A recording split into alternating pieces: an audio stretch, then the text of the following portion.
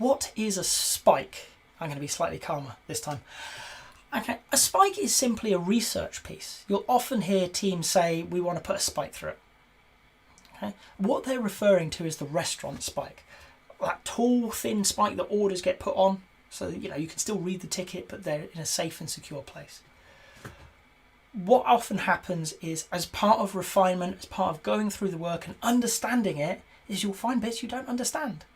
You don't understand why that's there. You don't understand what they're talking about. You don't understand how to solve it. There is something to research further.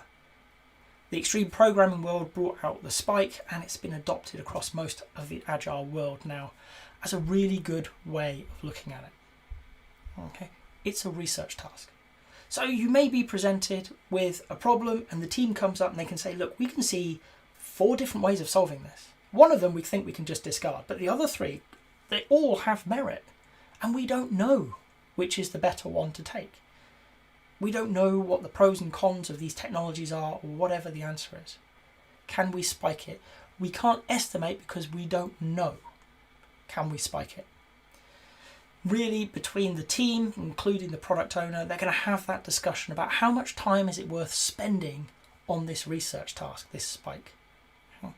Even in the Scrum world, we tend to make these time-bound. Instead of going through story points and things, we'll just say, I reckon it's going to take a couple of people about a day. So, product owner, is it okay if we take that, a couple of people's work for a day to understand that problem better? And at the end of it, we're going to sit down and we're going to talk it through. As a team, this is what we've learnt. Okay? And hopefully at the end of that, of those 3 technologies, you can turn around and you can say, well, of those 3, technology A, it was no good.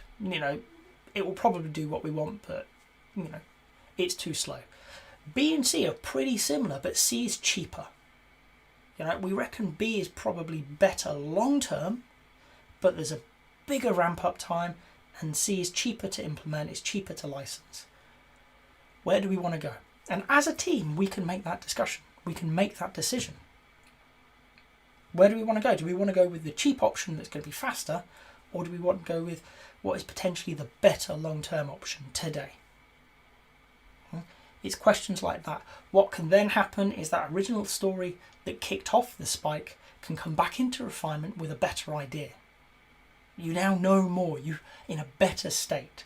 So good teams will have a variation of traditional features and user stories coming through, as well as research pieces, trying to understand the problem they're trying to solve and how best to solve it. Good backlogs are not solely lists of things to add to your product. They're going to be questions that need to be answered to make sure that you're building the right things in the right way. And that's the purpose of a spike. If you've got to this point in the video, I hope you've enjoyed it. If so, a like would be appreciated. If you want to hear more from me, more answers to questions that maybe you've got in the Agile world, please subscribe to the channel. And if you've got a question that you really want answered, drop it in the comments. I promise we'll get around to it. Thank you.